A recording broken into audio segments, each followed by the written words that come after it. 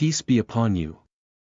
In today's session we will be looking at the word Ruku, which means to give way, to subject oneself, to accommodate, yield, succumb, abort, retreat, backtrack, recede, retract or withdraw. The first two verses will be the interchange for words that reflect the state of compliance of a human to the command of the Creator, chapter 2 125. And when we made the Baiti a place of return for the people and a place of security.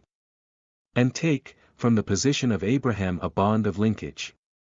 And we made a covenant with Abraham and Ishmael, saying, Purify my Baiti for those who thaweth, those who are devoted, those who subject themselves, to comply, and those who prostrate, chapter 22-26. And, when we designated to Abraham the position of the Baiti, do not associate anything with me and purify my Baiti for those who thaweth and those who stand and those who recede and those who prostrate.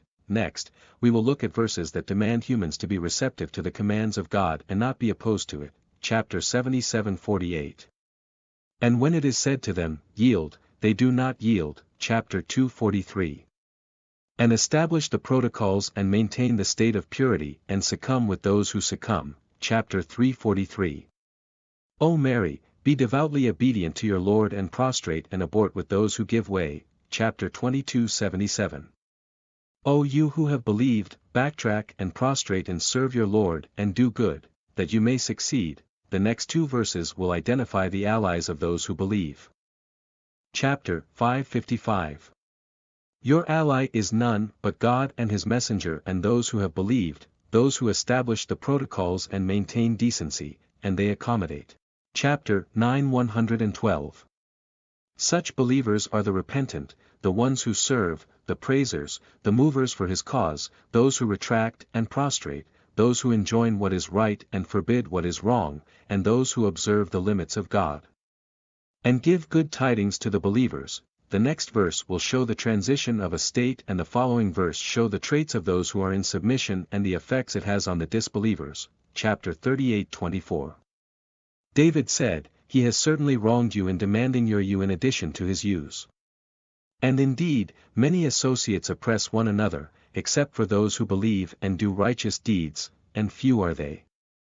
And David became certain that we had tried him. And he asked forgiveness of his Lord and fell down withdrawing and turned in repentance, chapter 48-29. Muhammad is the messenger of God, and those with him are forceful against the disbelievers, merciful among themselves. You see them retreating and prostrating, seeking bounty from God and His pleasure. Their mark is on their faces from the trace of prostration. That is their description in the Torah. And their description in the Gospel is as a plant which produces its offshoots and strengthens them so they grow firm and stand upon their stalks, delighting the sowers, so that God may enrage by them the disbelievers.